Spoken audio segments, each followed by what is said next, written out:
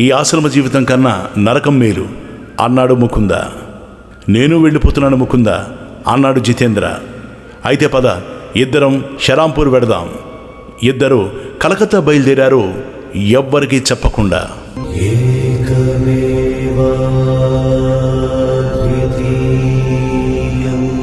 ముకుందబాబు జితేంద్రతో కలిసి కలకత్తా చేరుకునేసరికి అన్నగారు ఆగ్రా బదిలీ అయి వెళ్ళిపోయారని తెలిసింది. నేరుగా ఆగ్రా వెళ్ళాడు. నాన్నగారు, నీకు వారసత్వం సంక్రమించకుండా చేస్తే సరిపోతుంది ముకుందా, జీవితాన్ని ఎంత తెలివి తక్కువగా వృధా చేసుకుంటున్నావు. పెద్దల తరహా హితోపదేశం ఒకటి నా చెవుల్ని ఓదరగొడుతోంది. జితేంద్రుడు నేను అప్పుడే తాజాగా రైలు దిగి, మాట వరుసకి ఇలా అంటున్నానే గాని ఓళ్ళంతా దుమ్ము కొట్టుకుపోయి ఉన్నాం. అనంతన్నయ్య ఇంటికి వచ్చాం. అతను కలకత్తా నుంచి బదిలయి పురాతన నగరమైన ఆగ్రాకి ఈ మధ్య వచ్చాడు. అతను ప్రభుత్వం వారి పబ్లిక్ వర్క్ శాఖలో సూపర్వైజింగ్ అకౌంటెంట్. అన్నయ్య, నేను వారసత్వం భగవంతుడి దగ్గర నుంచి కోరుకుంటున్నానని నీకు బాగా తెలుసు. ముందు డబ్బు, ఆ తర్వాతే దేవుడు. ఏమో, ఎవరికి తెలుసు, జీవితం చాలా కాలం సాగవచ్చు అన్నాడు అన్నయ్య. దేవుడే ముందు, డబ్బు ఆయన బానిస. ఏమో, ఎవరు చెప్పగలరు, జీవితం స్వల్పకాలంలోనే ముగిసిపోవచ్చు అన్నాను నేను. టకీమని నేనిచ్చిన ఎదురు జవాబు అప్పుడు అవసరాన్ని బట్టి అలా వచ్చిందే గాని జరగబోయేది ముందే మనసుకు తోచి అన్నది కాదు. పాపం అనంతన్నయ్య జీవితం నిజంగా స్వల్పకాలంలోనే ముగిసిపోయింది. ఇదంతా ఆశ్రమంలో వంటబెట్టిన తెలివి కాబోలు. అయినా నువ్వు కాశీ విడిచి వచ్చేసినట్టు కనిపిస్తోంది. అనంతుడి కళ్ళు తృప్తితో మెలమెలా మెరిశాయి. నా రెక్కలు సంసారమనే గూటిలో భద్రంగా ముడుచుకుని ఉండేలా చెయ్యాలని అతడు ఇంకా ఆశపడుతున్నాడు. కాశీలో నా మజిలీ వృధా కాలేదు. నా మనస్సు ఆశించింది నాకక్కడ దొరికింది. కానీ నీ పండితుడి వల్ల, ఆయన కొడుకు వల్ల మాత్రం కాదని నిశ్చయంగా తెలుసుకో అన్నాను నేను. అనంతుడు వెనుకుడి సంగతి గుర్తు చేసుకుంటూ నాతో పాటు నవ్వాడు. మరి నీ ముందాలోచన ఏమిటి తిరుగుడు మారి తమ్ముడు అన్నాడు అనంతుడు. జితేంద్ర నన్ను ఆగ్రా రావడానికి ప్రోత్సహించాడు. అక్కడున్న తాజ్మహల్ అందాలు చూస్తాం అని చెప్పాను. ఆ తర్వాత కొత్తగా నాకు కనిపించిన గురువుగారి దగ్గరికి వెడతాం. ఆయనకి శ్రీరాంపూర్లో ఆశ్రమం ఉంది. అనంతుడు మాకు సుఖంగా ఉండేలా ఆతిథ్యం ఏర్పాటు చేశాడు. అతని కళ్ళు సాలోచనగా నా మీద నిలిచి ఉండడం సాయంత్రం 4 సార్లు నేను గమనించాను. ఆ చూపు నాకు తెలుసు అనుకున్నాను. పొద్దుట మా పలహారాల సమయంలో అది బయటపడింది. అయితే నాన్నగారి ఆశతో ప్రమేయం లేకుండా నువ్వు స్వతంత్రంగా ఉండగలవన్నమాట. నిన్నటి సంభాషణ బాణాలు మళ్లీ సంధిస్తున్నప్పుడు అనంతుడి చూపులో అమాయకత ఉంది. నేను దేవుడి మీదే ఆధారపడి ఉన్న సంగతి నాకు స్పృహలో ఉంది. మాటలు తేలికే, జీవితం నిన్ను ఇంతవరకు కాపాడింది. నీ కూటికి గూటికి ఆ భగవంతుడి అదృశ్యహస్తం మీద ఆధారపడవలసిన పరిస్థితే వస్తే ఎంత దురదృష్టం. త్వరలోనే నువ్వు వీధుల్లో బెచ్చమెత్తుకోవాల్సి వస్తుంది అన్నాడు అనంతుడు. ఎన్నడూ జరగదు. దేవుణ్ణి కాదని దారిని పోయే వాళ్ళ మీద విశ్వాసం ఉంచను. తన భక్తుడి కోసం ఆయన భిక్షాపాత్ర ఒకటే కాదు, 1000 వనరులు కల్పించగలడు అన్నాను నేను. సరే తమ్ముడు, నీకో పరీక్ష పెడతాను. ఈ పూట నిన్ను నీ తోటి విద్యార్థి జితేంద్రని దగ్గరలో ఉన్న బృందావనం అనే ఊరు పంపాలనుకుంటున్నాను. మీరు ₹1 కూడా వెంట తీసుకువెళ్ళకూడదు. అన్నం కానీ డబ్బు కానీ ఎవరిని అడుక్కోకూడదు. మీ ఇబ్బంది ఎవరికీ చెప్పకూడదు. తిండి తినకుండా ఉండనూకూడదు. బృందావనంలో చిక్కుబడిపోనూ కూడదు. ఈ పరీక్షలో ఏ ఒక్క నియమాన్ని మేరకుండా మీరు గనక ఈరోజు రాత్రి 12 గంటల్లోగా ఇక్కడ నా బంగళాకి తిరిగొస్తే నాకంటే ఆశ్చర్యపోయేవాడు ఆగ్రా మొత్తంలో మరొకడు ఉండడు అన్నాడు అనంతుడు. నీ సవాలుకు ఒప్పుకుంటున్నాను. నా మాటల్లో కానీ గుండెలో కానీ జంకన్నది ఏ కోసాన లేదు. భగవంతుడు అప్పటికప్పుడు చూపించే కృపతాలకు జ్ఞాపకాలు కృతజ్ఞతాభరితంగా నా మనస్సులో మెదిలాయి. లాహిర్ మహాశైల చిత్రపటానికి చేసుకున్న విన్నపంతో ప్రాణాంతకమైన కలరా జబ్బు నాకు నయమవ్వడం, లాహోర్లో ఇంటి కప్పు మీద 2 గాలిపడగలు నాకు బహుమతిగా చెక్కడం, బెరేలీలో ఉన్నప్పుడు నేను నిరుత్సాహంగా ఉన్న సమయంలో సరిగ్గా సమయానికి రక్షణకు దొరకడం, కాశీలో పండితుడి ఇంటి ఆవరణకు బయట ఒక సాధువు ద్వారా నిశ్చయాత్మకమైన సందేశం ఒకటి రావడం, జగన్మాత దివ్య దర్శనం, ఆవిడ ప్రియవాక్కులు, మా హైస్కూల్ డిప్లొమా సంపాదించడానికి వీలుగా చివరి క్షణంలో నాకు దారి దొరకడం, జీవితమంతా కంటున్న కళ్ళపొగ మంచులోంచి నా గురుదేవుల దర్శన భాగ్యమనే పరమోత్కృష్టమైన వరం లభించడం, ఇవన్నీ గుర్తుకొచ్చాయి. ఈ ప్రపంచపు భీకర సంగ్రామ రంగాల్లో నా వేదాంతం ఏ ఒక్క పోరాటాన్ని ఎదుర్కోజారదని అన్నా ఒక్కనాటికి ఒప్పుకోను అన్నాడు అనంతుడు. నీ ఒప్పుదల మెచ్చుకోదగ్గది. ఇప్పుడే మిమ్మల్ని రైలెక్కించడానికి వస్తాను అన్నాడు అనంతుడు. జితేంద్రుడు నోరు వెళ్ళబెట్టాడు. అన్నయ్య వాడి వైపు తిరిగి ఇలా అన్నాడు, నువ్వు కూడా తోడెళ్ళాలి. ఎందుకు సాక్షిగాను, బహుశా తోడుగా బాధలకు గురి కావడానికేమో. తర్వాత ఒక అరగంటలో నాకు జితేంద్రకి ఒకవైపు ప్రయాణానికి టికెట్లు చేతికొచ్చాయి. స్టేషన్లో ఒక మూల మమ్మల్ని తనిఖీ చేసుకోవడానికి అవకాశం ఇచ్చాం. మేమక్కడ దాపరికంగా డబ్బు తీసుకువెళ్ళడం లేదని తొందరగానే తృప్తిపడ్డాడు అనంతుడు. మా సాదా పంచెలు అవసరమైన వాటిని తప్ప మరేమీ మరుగునపరచలేదు. దేవుడి మీద విశ్వాసం, డబ్బు లాంటి గంభీరమైన విషయాల మీద దాడి చేసేసరికి మా స్నేహితుడు ఆక్షేపణ తెలుపుతూ ఇలా అన్నాడు,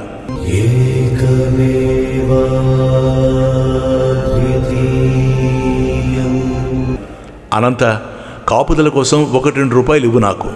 దురదృష్టం ఎదురైతే అప్పుడు నీకు టెలిగ్రామ్ ఇవ్వగలుగుతాను అన్నాడు. దానికి ఒప్పుకోలేదు అనంతుడు.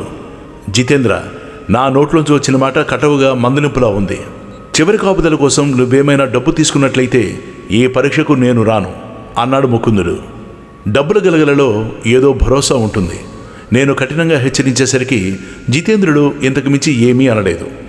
ముకుంద, నేను హృదయం లేనివాణి కాను. అనంతుడి గొంతులోకి మార్దవం చొరబడింది. అతన్ని బహుశా అంతరాత్మ మందలిస్తున్నట్లుంది. చేతిలో పైసలు లేని కుర్రవాళ్ళిద్దరినీ పరిచయం లేని పట్టణానికి పంపుతున్నందువల్ల కావచ్చు, మతపరంగా తనకున్న సంశయశీలత వల్లనైనా కావచ్చు, అదృష్టవశాన లేక భగవత్ కృప వలన నువ్వు ఈ బృందావన పరీక్షలో గనక నెగ్గితే నన్ను నీ శిష్యుడిగా స్వీకరించి ఉపదేశం ఇవ్వమని అడుగుతాను అన్నాడు అనంతుడు. అంత మాట అన్న కన్నయ్య, తండ్రి తర్వాత ఇంటికి పెద్దన్న తండ్రి లాంటివాడు అన్నాడు ముకుంద.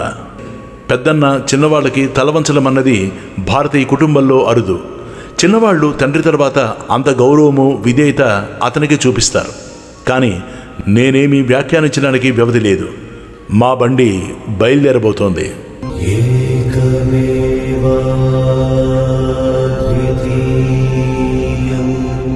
రైలులో పోతున్న స్నేహితుల మధ్య భయంకర నిశ్శబ్దం. జితిన్ గుండెల్లో రైలు పరిగెడుతున్నాయి. ఏమిటి ఉపద్రవం? తిండి తిప్పలు ఎలా? ముకుంద, తప్పు చేస్తున్నావేమో. మన గతి అధోగతే ఇక. చా నోర్మోయ్, నీకన్నీ శంకలే అన్నాడు ముకుంద. భగవంతుణ్ణి గట్టిగా అడగరా బాబు, నాకు భయంగా ఉంది. తాజ్మహల్ చూడడం కాదు, నా సమాధి నేను కట్టుకుంటున్నా అనిపిస్తోంది అన్నాడు జితిన్. జితిన్, మనం వెడుతోంది బృందావనం, కన్నయ్య తిరిగిన ప్రదేశాలు. నీ ఆకలి మరిచిపోయి రాసక్రీడలు ఊహించుకో. ఇక వచ్చే స్టేషన్లో దిగాలి. అంతలో భోగి తలుపులు తెరుచుకుని 2 వ్యక్తులు లోపలికొచ్చారు. సరాసరి వచ్చి వీళ్ళ ఎదురుగా కూర్చొని కుశల ప్రశ్నలు వేశారు. అబ్బాయిలు, మీకు బృందావనంలో ఎవరైనా బంధువులు ఉన్నారా అని. మీకెందుకండి, ఉంటే మీకేం లేకపోతే మీకేం, ముకుంద సమాధానం చెప్పాడు. అంటే మీరు ఇంట్లోంచి పారిపోయి వస్తున్నారన్నమాట. కృష్ణ ప్రేమికులు, నేను కృష్ణ భక్తుడినిలే. ఎంత ఎండవేడ వస్తున్నారు. బృందావనంలో తిండి తిప్పలు ఏర్పాటు చేసుకున్నారా? ఉత్తినే చేతులుపుకుంటూ బయలుదేరారా అడిగారు వారు. అయ్యా, మమ్మల్ని ఇలా ప్రశాంతంగా ఉండనివ్వండి.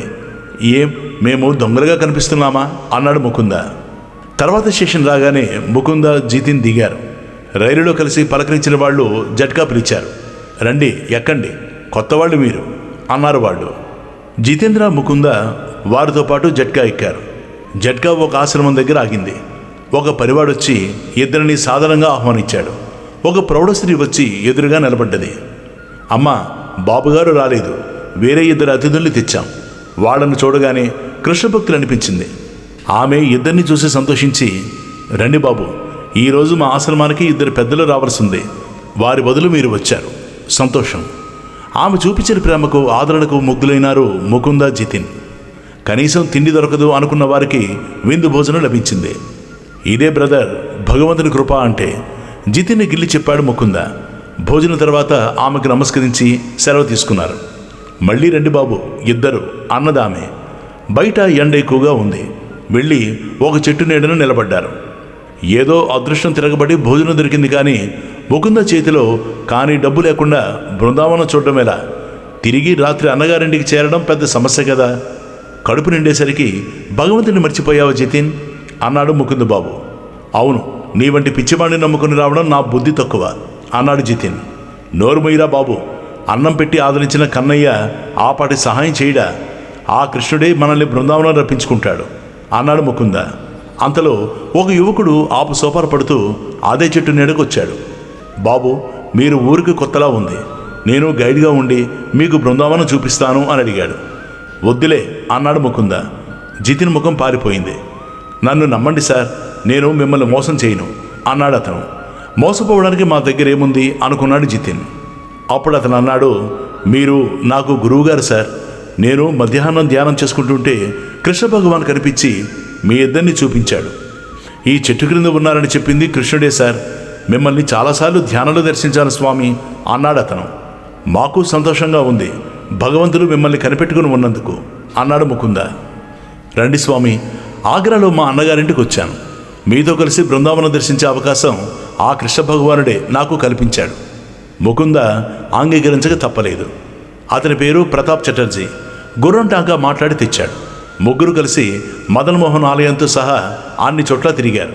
అధరం మధురం వదనం మధురం నయనం మధురం హసితం మధురం హృదయం మధురం గమనం మధురం మధురాధిపతేరఖిలం మధురం. తిరిగి స్టేషన్కి వచ్చారు. ప్రతాప్ ఇప్పుడే వస్తాను ఉండండి అని వెళ్ళి స్వీట్లు పట్టుకొచ్చి ముకుందు చేతికిచ్చి నా సంతోషం కోసం స్వీకరించండి అన్నాడు. ఇద్దరికి టికెట్లు నోట్ల కట్ట చేతిలో పెట్టాడు. అర్ధరాత్రి అన్నగారింటికి చేరారు ముకుంద, జితిన్. ముకుంద మనస్సు షరాంపూర్ వైపు లాగుతోంది. ఎప్పుడెప్పుడు గురువుగారి ముందు వాలిపోదామా అని ఆత్రంగా ఉంది. అప్పుడు జితేంద్ర అన్నాడు, నువ్వు వెళ్ళు ముకుంద, నేను ఇంటికి పోతాను, తర్వాత వచ్చి నిన్ను కలుస్తాను అని. కలకత్తాకు 12 మైళ్ళ దూరం శ్రీరాంపూర్.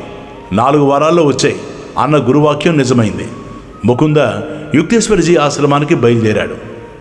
ముకుంద ఆశ్రమంలో ప్రవేశించగానే యుక్తేశ్వర్ ఆప్యాయంగా పలకరించారు. ముకుంద ముందుగా గురువుగారి పాదాలకు నమస్కారం చేసి వినయంగా చేతులు కట్టుకుని నిలబడ్డాడు. 4 వారాలు గురువు పెట్టిన గడువు. ఖచ్చితంగా 28వ రోజున ముకుంద ఆశ్రమ ప్రవేశం చేశాడు. గురూజీ, నా పేరు ముకుంద బాబు, గుర్తించారా?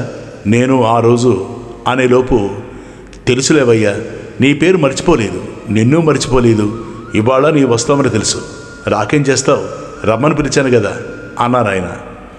ఎంత ఆత్మవిశ్వాసం, ఎంత నిబ్బరం, ఎంత అనురాగం! రప్పించుకోవడమే కాదు, రక్షించడము మీ పనే గురువుగారు. ఈ దీనుడికి మీ పాదాల వద్ద ఇంత చోటివ్వండి, అది చాలు అనుకున్నాడు స్వగతంలో.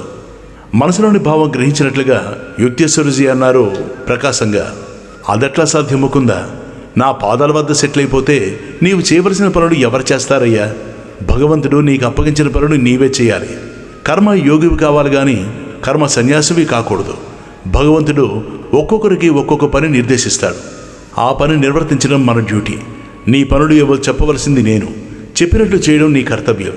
నేను కర్తను, నీవు క్రియవు అన్నారు యుక్తేశ్వర్. అలాగే గురుదేవా అన్నాడు ముకుందుడు. ఈ ఆశ్రమాన్ని అంటిపెట్టుకుని సేవలు చేయడం నీ కర్తవ్యం కాదు, ఇది ఒక భాగం మాత్రమే. ఇక్కడ పనులు చేసేవారు చాలామంది ఉన్నారు. నీది outdoor work, outdoor world work అన్నారు యుక్తేశ్వర్. అర్థం కాలేదు గురుదేవా అన్నాడు ముకుందుడు. అవుతుందిలే, 2 ఇంగ్లీష్ ముక్కలు అర్థం కాలేదా? ఆ మాటల ఆంతర్యం అర్థం కాలేదా? నీవు ఇంగ్లీష్లో వ్యవహర్తవు కావాలయ్యా. స్వామి వివేకానంద నీకు ఆదర్శం కావాలి. ఆ స్వామి బాటలో నీవు నడవాలి. మన సంస్కృతిని, జ్ఞానాన్ని, యోగాన్ని విదేశాలకు తీసుకుపోవాలి. అది నీ కర్తవ్యం సూటిగా చెప్పారు యుక్తేశ్వర్.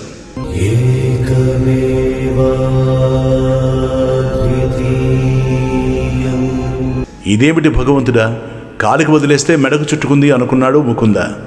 బొద్దుని పారిపోతుంటే చదువు వెంట తగులుతోంది. అప్పుడు నాన్నగారికి తప్పనిసరి మాటిచ్చాడు హైస్కూల్ చదువు పూర్తి చేస్తానని. హిమాలయాలకు వెళ్ళే అవకాశం పోయింది. ఇప్పుడు యుక్తేశ్వరజీ ప్రతిపాదన. అవును ముకుంద, నా అంతరాత్మ నీ భవిష్యత్తు చెబుతోంది. నీవు అమెరికా వెళ్ళాలి, వెడతావు. నీ జాతకం నా చేతిలో ఉంది, నిన్ను తీర్చిదిద్దడం నా పని అన్నారు యుక్తేశ్వర్. ముకుంద తల బొంగరల్లా తిరిగింది.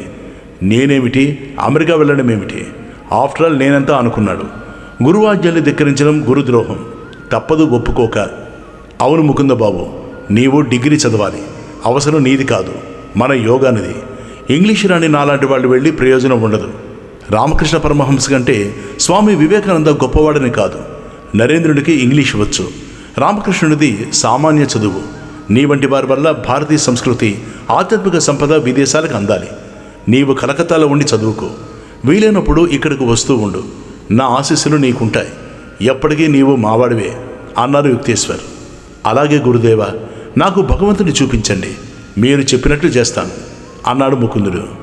చూపించను, భగవంతుడిని పరిచయం చేస్తాను, అది చాలు నీకు అన్నారు యుక్తేశ్వర్. గురుదేవుడు అంటేనే గురువు రూపంలో ఉన్న భగవంతుడు అని. గురువు మాట భగవంతుని మాటతో సమానం. అసలు భగవంతుని పరిచయం చేసేవాడే గురువు. గురువును విశ్వసిస్తే, అనుసరిస్తే మోక్షం లభిస్తుంది. గురువు సన్నిధిలో జ్ఞానపుష్పం వికసిస్తుంది. నిర్మలుడైన గురువు లభించడం ఎవరికైనా పూర్వజన్మ సుకృతం అనుకున్నాడు ముకుందుడు. పదవయ్య, మన ఆశ్రమం చూద్దు పద అని యుక్తేశ్వరజీ పులిచర్మం మీద నుండి లేచారు. ముకుంద ఆయన వెంట నడిచాడు. యుక్తేశ్వర్ సామాన్యంగా నిరాడంబరంగా ఉంటారు. ఆయనలో యోగినన్న అహంకారం కనిపించదు. యుక్తేశ్వర ఆశ్రమం చాలా పెద్దది. విశాలమైన ఆవరణలో పురాతన భవనం, ఇంటిపైన పావురాళ్ళ గూళ్ళు, కువకువ్వలు, తోటలోంచి కోకిల అరవాలు. ఆవరణలో మామిడి, జామ, అరటి చెట్లు చాలా ఉన్నాయి. కొబ్బరి చెట్లు మరీ ఎక్కువ. 2 అంతస్తుల భవనంలో విశాలమైన గదులు, ధ్యాన మందిరాలు. 100 మంది కూర్చుని ధ్యానం చేసుకుని వీలుంది. దుర్గపూజకు ఎక్కడెక్కడి నుంచో జనం వస్తారు. యుక్తేశ్వరజీ ధ్యాన మందిరం చిన్నది. విదేశాల నుంచి వచ్చే వారి కోసం అధునాతన వస్తువులతో కొన్ని గదులు కేటాయించుంచారు. యుక్తేశ్వరికి విదేశాలంటే ఇష్టం అని ఇట్టే తెలుస్తోంది. ముకుంద ఆ రాత్రి ఆశ్రమంలో ఉన్నాడు. రాత్రి గురువుగారి పక్కన చేరి అడిగాడు, గురుదేవ, మీ గురించి, మీ కుటుంబం గురించి తెలుసుకోవచ్చా? అభ్యంతరం లేకపోతే కాసిన్ని విషయాలు చెప్పండి అన్నాడు. అప్పుడు యుక్తేశ్వరజీ ఇలా చెప్పడం ప్రారంభించారు.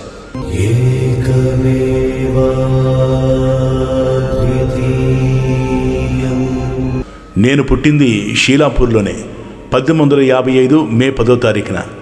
మా నాన్నగారు గొప్ప ధనవంతుడు. వ్యాపారం చేసి బాగానే సంపాదించారు. ఈ ఆశ్రమం, బిల్డింగ్, ఈ తోట అన్నీ నాన్నగారు ఇచ్చినవే. నాది వానాకాలం చదువు. నేను ఇంటి పనులు చూసేవాడిని. నాకు ఒక అమ్మాయి, పెళ్ళయింది. భార్య చనిపోయిన తర్వాత లాహిరి మహాశయ మార్గంలోకి వచ్చాను. చదువు మీద, డబ్బు మీద, సంపాదన మీద వ్యామోహం లేదు. నా అసలు పేరు ప్రియనాథకరన్. సన్యసించిన తర్వాత నా పేరు యుక్తేశ్వరగిరిగా మారింది. ఇది నా కథ. బాగోలేదు కదూ అన్నారు. ఈ పొడి మాటల మాటున ఎంతో తడింది, ఎంతో వేదన ఉంది, బాధ ఉంది, వైరాగ్యం ఉంది. ఇదేనా జీవితం? ఇంతేనా జీవితం అంటే? కాదు, అసలు జీవితం వేరే ఉంది. అది మాటలకు అందనిది. ముకుంద ప్రశ్నించాడు, గురుదేవ, మీ చిన్ననాటి విషయాలు చెప్పరు అని. నీకు పనికొస్తాయంటే చెబుతాను. ఒక్కో కథ వెనక నీతి మాత్రం ఉంటుంది. అది పట్టుకోగలిగితేనే కథకు విలువ అన్నారు యుక్తేశ్వర్. ఒకసారి నా చిన్నప్పుడు ఏం జరిగిందంటే ఇలా చెప్పడం ప్రారంభించారు యుక్తేశ్వర్.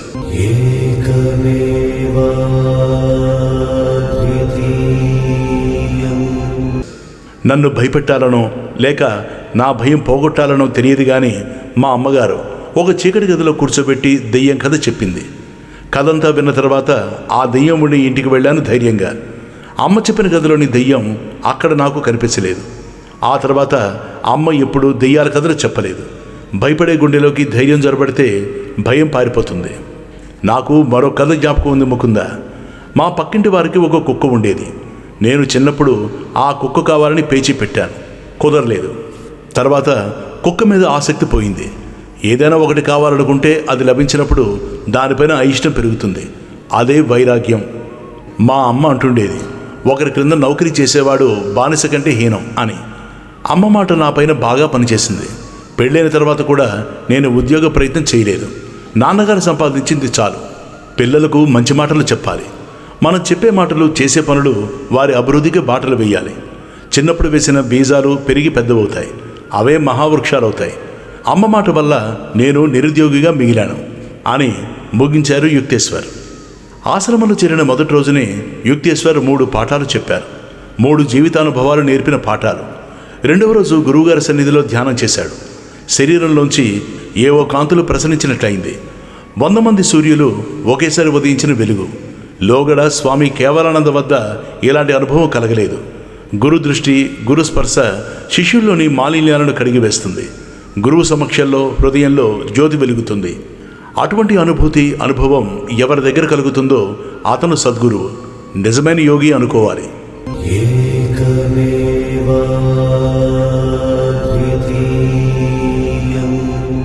ముకుంద 3వ రోజున బయలుదేరి కలకత్తా చేరాడు. 4 రోజులు ఏమైనా పని కానీ ఎక్కడికి వెళ్ళావని కానీ ఎవరూ అడగలేదు. అసలు తన ఉనికిని గుర్తించినట్లు అనిపించలేదు. అది మంచిదే అనిపించింది. మనం అంటే శ్రద్ధ లేనప్పుడు ఒకరి గురించి మనం శ్రద్ధ పెట్టనవసరం అవసరం ఉండదు. సాయంత్రం తండ్రి గారితో పాటు ధ్యానానికి కూర్చున్నాడు. ముకుంద ధ్యానం చేసే పద్ధతి గమనించి భగవతీ చరణ్ అన్నాడు, అయితే నీకొక గురువు లభించాడన్నమాట. నా గురువు లాహిరి మహాశయుడు, నీ గురువు లాహిరి శిష్యుడు యుక్తేశ్వరగిరి. బావుంది, ఇద్దరికిద్దరూ హిమాలయ శిఖరాలు అని. ముకుంద కాలేజీలో చేరతాను అనగానే తండ్రి ఆశ్చర్యపడ్డాడు. ఆయన సంతోషం అంతా ఇంత కాదు. ఆశ్రమాల వెంట తిరగకుండా కళ్ళ ముందు ఉంటాడు. అదే 10,000. తర్వాత ఎవరి జీవితం ఎలా మారుతుందో ఎవరు చెప్పగలరు? ఎవరి అదృష్టానికి ఎవరి కర్తలు. స్కాటిష్ చర్చ్ కాలేజీలో ముకుందుకు సీటు దొరికింది.